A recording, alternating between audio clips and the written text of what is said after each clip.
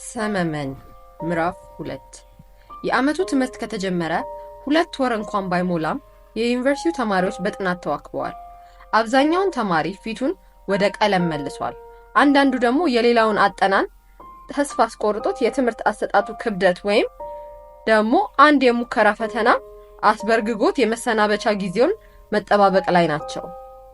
አይብዛ እንጂ አቤል የገጠመው አይነት ችግር ውስጥ ገብቶ የሚዋዥቅም አይጠፋም።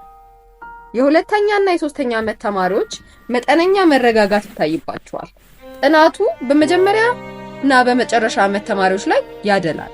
በተለይ በርካታ ተማሪ የሚረግፈው የመጀመሪያ ዓመት አጋማሽ ፈተና እንደ ጦር ስለሚፈራ ተማሪዎቹ የገና ማዕበል የሚል ስም አውጥተውለታል። የመጀመሪያ ዓመት ተማሪዎች ለትምህርቱ ብቻ ሳይሆን ለግቢውም እንግዳ ስለሚሆኑ መቻኮልና መረበሽ ይታይባቸዋል። በዚሁ መሰረት ፍሬሽ ጦጣው የሚል ስያሜ ወጥቶላቸዋል። ትግላቸው ፈተና ለማለፍ ብቻ ሳይሆን ዩኒቨርሲቲ ውስጥ የመቆየት ህልውናቸውን አስከብረው ይህንን ስያሜ ለማስፋቅም ጭምር ነው። ትዕግስት ፈረደ ከማዕበሉ ግፊት ለመዳን ከሚፍጨረጨሩት የመጀመሪያ ዓመት ተማሪዎች አንዷ ናት። አብዛኛውን ጊዜ የምታጠናው ከዋናው ቤተ መጻሕፍት ጀርባ የሚገኝ ዋርካ ስር ነው። ጓደኛዋ ማርታ ደመቀ ይህን ቦታ እምብዛም ባትወደው በትምህርት ረገድ የትዕግስትን እርዳታ ስለምትፈልግ ብዙ ጊዜ አብራ ታጠናለች። ሰሞኑን የመጀመሪያ ዓመት አጋማሽ የፖለቲካ ኢኮኖሚያዊ ትምህርት ፈተና አለ ስለተባለ ሁሉም የሚያጠኑት ይህንኑ ነው። አብዛኛውን ተማሪ ያጠናን ስልት የለውም፣ መደናገጥ ይበዛበታል። የአንድ የትምህርት ፈተና አለ ከተባለ ተማሪው ሁሉ ኃይሉን እዚያ ትምህርት ላይ ያወላል። የተቀሩት ትምህርቶች ሳይታዩ ይከርማል። ሌላ ፈተና ሲመጣ ደግሞ ወደ ሌላው ይዘመትበታል። ትምህርትን በአእምሮ ውስጥ ከሚቀርጽ አጠናን ዘዴ ይልቅ በሽምደዳ ለጊዜው ያህል አውቆ መሰናክሉን የማለፍ ልምድ እየዳበረ መጥቷል። ትዕግስትና ማርታ ከዋርካው ስር ተቀምጠው ይህንኑ ትምህርት በማጥናት ላይ ሳሉ አንድ ወጣት በአካባቢያቸው ውልብ ሲል ይታያቸዋል። ቀድማ ያየችው ትዕግስት ነበረች። ሆኖም ቶላው ብላ አይኗን ሰበረች። ማርታ ወጣቱን እንዳየችው ካፏ አምልጧት ያውልሽ አለቻት። ምን አለችና ትዕግስት የማርታን ሐሳብ ለማደናገር ቶሎ ብላ በይልቅ ልጠይቅሽ አለቻት። ምን አለቻት ማርታ ድንገት ባመለጣት ቃል ተደናግጣ።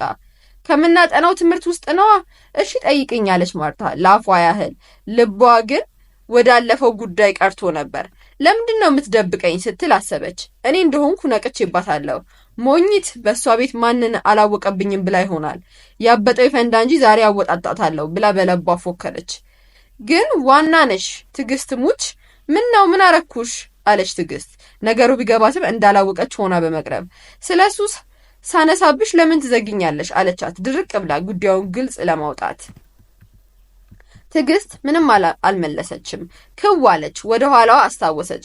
በእርግጥም ስለ አቤል ስታነሳባት ብዙ ጊዜ ዘግታታለች። አንድ ጊዜ ማርታ አቤልን ከሩቅ ስታየው ከትዕግስት ጋር ጨዋታ ለመክፈት ብላ ትዕግስትዬ ይሄ ልጅ በትምህርቱም በጣም ጎበዝ ነው አሉ በሶስተኛ ዓመት አጋማሽ ላይ ለመጀመሪያ ጊዜ በሁለት ትምህርት ቢ አግኝቶ ካልታነኩ ብሎ አስቸግሮ ነበር ይባላል አለቻት። ለምን አለች ትዕግስት ለጨዋታው ብዙም ስሜቷን ያልሰጠችው ለመምሰል። ጂፒኤው ትንሽ ዝቅ ስላለበት ነዋ ከ4 ነጥብ ወርዶ አያውቅም ይላሉ አለች ማርታ የትዕግስትን ስሜት የሳባት መስሏት። ክፉኛ የተረገመች ያህል ራሷን እየነቀነቀች አረ አለችና ትዕግስት ቶሎ ብላ ወደ ሌላ አርስተ ጉዳይ ዞረች። ማርታም በሆዷ በሽቃ ነገሩን ተወቹ። ሌላ ጊዜ ደግሞ በመኝታ ክፍላቸው ውስጥ ከሌሎች 2 ልጃገረዶች ጋር ሆነው ስለ ትምህርት መስክ መረጣ ጉዳይ ሲጨዋወቱ በማርታ ሐሳብ ውስጥ አቤል ብቅ አለባትና እኔ አንዳንድ ልጆች ጥሩ ጭንቅላት ኖሯቸው ለምን የማይሆን መስክ እንደሚመርጡ ይገርመኛል አለች። እንዴት አለች ትዕግስት። አሁን ዘንድሮ በፍልስፍና ትምህርት ከሚመረቁት ተማሪዎች መካከል አንድ ልጅ አለ ብታዩ እኮ የቱ ነው ሲሉ 2 ልጃገረዶች ጠየቁ። ትዕግስት የአቤል ጉዳይ መነሳቱ ስለገባት አንገቷን አቀርቅራ ከጥፍሯ ውስጥ ቆሻሻ ታወጣ ነበር። ማርታ ነቃችባት፣ ግን ጨዋታውን አላቋረጠችም። በጣም ጎበዝ ነው የሚባለው እያለች ለ2 ልጃገረዶች ለማስረዳት ሞከረች። ስሙንም ታውቀዋለች። ሆኖም በትዕግስት ፊት መጥራቱ የሚያስደነግጣት ወይም ሌላ ጥርጣሬ የሚያሳድርባት ስለመሰላት ስሙን አልጠራችም። 2 ልጃገረዶች የአቤል ምስለ አይን ህሊናቸው ውስጥ ሲመጣላቸው ስላልቻለ እሺ ብቻ ጨዋታውን ቀጥይ አሏት። እና እሱም ቢሆን ኖሮ አለች ማርታ፣ እንደሱ ጭንቅላት ቢኖረኝ ሜዲሲን ወይም ኢንጂነሪንግ ነበር መመርጠው። እንደሱ ማለት እኮ አቺም አለች አንደኛዋ ልጃገረድ። ሰው እንደ ፍላጎቱ ነው። አንቺ የምትይውን ልጅ የፍልስፍና ጥማትና ፍላጎት ሊኖረው ይችላል። ደግሞስ የከበደና የከበረ ትምህርት ሜዲሲን ብቻ ነው ያለው ማን ነው? እርሱ።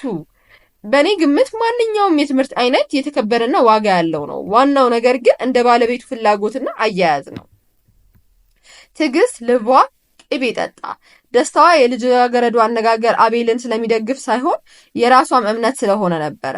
በትዕግስት አመለካከት ፍላጎትና ትክክለኛ ስሜት በገንዘብ መለወጥ የለበትም። የመስክ መረጣው ጉዳይ በአብዛኛውን ተማሪ ዘንድ ስሜቱ የትኛውን ይከተላል መሆኑ ቀርቶ የትኛው ብዙ ገንዘብና እድገት ያስገኛል የሚለው ሆኗል። ቢገኝም ቅሉ ያለ ስሜትና ፍላጎት የሚሰራ ስራ ብኩንነትና ግዴለሽነት፣ ራስን መጣልን እንደሚያስከትል አርቆ የሚያስበው እምብዛም አልተገኘም። ለማንኛውም መነሻው የአቤል ጉዳይ በመሆኑ ትዕግስት ጨዋታውን ተካፍላ ይህንን አስተያየት ለመስጠት አልቻለችም። ስሜቷን አፍና ዝም አለች። ማርታም የአቤልን አርዕስት ያነሳችው ትዕግስትን ስሜት ለማጥናት ነበር እንጂ ለክርክሩ ብዙም ደንታ አልነበራትም። ስለዚህ ያን ዕለትም በሽቃ አሳለፈችው። ትዕግስት ይህንንና የመሳሰሉትን ካስታወሰች በኋላ በእርግጥም ስለ አቤል ስታነሳብኝ ብዙ ጊዜ ዘግቻታለሁ ብላ አሰበች። ማርታ ወሬ ትወዳለች። በተለይ የፍቅር ወሬ ከሆነ አነፍንፋ ነው የምትሰማው። ልማድ ሆኖባት ነው እንጂ በፍቅረኞች መሃል ገብታ ተንኮል ለመስራት አይደለም። ትዕግስት ጋር በየዩኒቨርሲቲው የመኝታ ክፍል ውስጥ ተደራራቢ አልጋ ላይ ስለሚተኙ አብዛኛውን ጊዜ አብረው ስለሚያሳልፉ የአጭር ጊዜ ሚስጥርም ቢሆን ሰርስራ ለማወቅ ባለመቻሏ ከልቧ በሽቃለች። ትዕግስት ከአቤል ጋር የአይን ፍቅር እንደጀመረች ከጠረጠረች እንኳን ወር ያህል ይሆነዋል። በእውነት ዋና ነሽ ስትል ደገመች ማርታ። እኔ ጓደኛዬ ነሽ ብዬ የሆዴን ሁሉ አጫውታሻለሁ፣ አንቺ ግን ልብሽ አያዝም። ትዕግስት ተረበሸች። ልብሽ አያዝም የሚለው ቃል አስደነገጣት። እኔ እኮ ደብቄሽ አይደለም፣ ደብቀሽኝ ነው እንጂ። ኧረ ታዘብኩሽ፣ ዋና ነሽ አለች ማርታ አንጀት በሚበላ አነጋገር። ማርታ ሙች ደብቄሽ አይደለም፣ አንዳንዴ መንገድ ላይ ስንገጣጠም ያየኛል። በቃ የማርታ የወሬ አንቴናዎች ከመቼውም በላይ ነቁ። ህዋሳቶቿ ከትዕግስት አፍ ሲወጣ ለመስማት ሲጓጉ ለከረሙለት ነገር ተንቆጠቆጡ። እንዴት ማየት? ዝም ብሎ ማየት ስትል አፋጠጠቻት። አዎ በቃ እንዴት ልበልሽ አለች ትዕግስት ሁኔታውን ለገለጻ አስቸግሯት። ዝም ብሎ ያየኝና አይን ላይን የተገጣጠምን እንደሆነ ተሸማቆ አይኔኑ ይሰብራል አለች የራሷን ደብቃ። ማርታ በልቧ ሳቀች። ሴቶች አብዛኛውን ጊዜ ተወደድን እንጂ ወደድን እንደማይሉ ታውቃለች፣ ልምዱ አላት። ማርታና ትዕግስትን አጋጣሚ በመኝታ ክፍል አገናኝቷቸው የትዕግስት የቀለም ትምህርት ጉብዝና አስተሳስሯቸው እንጂ ጓደኞች ሊሆኑ የሚችሉ አልነበሩም። በአስተዳደግና በአኗኗር ሁኔታ ብዙ ይለያያሉ። ፍቅር ለደብረ ዘይቷ ትዕግስት እንግዳ የሆነ ነገር ነው።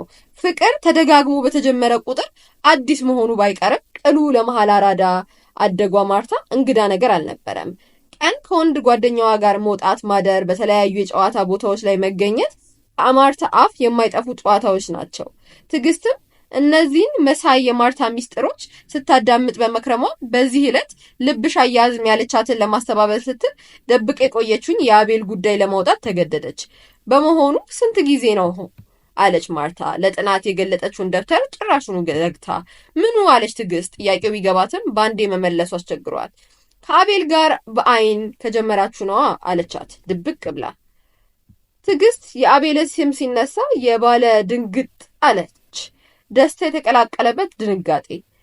በግምት 6 ሳምንት ይሆነዋል ካለች በኋላ ወዲያውኑ እኔ ከውስጡ ስለሚያኝ ነው እንጂ አለችና በግዴለሽነት አይነት ትከሻዋን ነቀነቀች። እሺ አለች ማርታ ጨዋታውን በዚሁ እንዲያልቅ በመስጋት።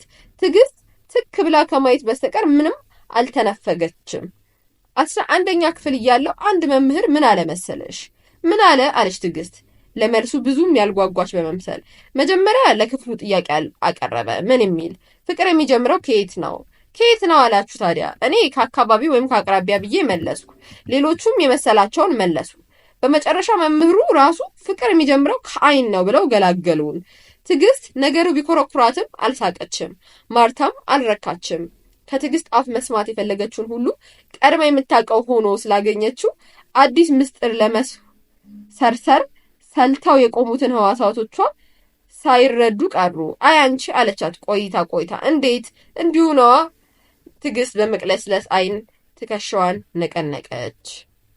ምዕራፍ 2 በዚሁ አብቅቷል። ሰብስክራይብ፣ ላይክ እና ሼር አድርጉልን። ቴንኪዩ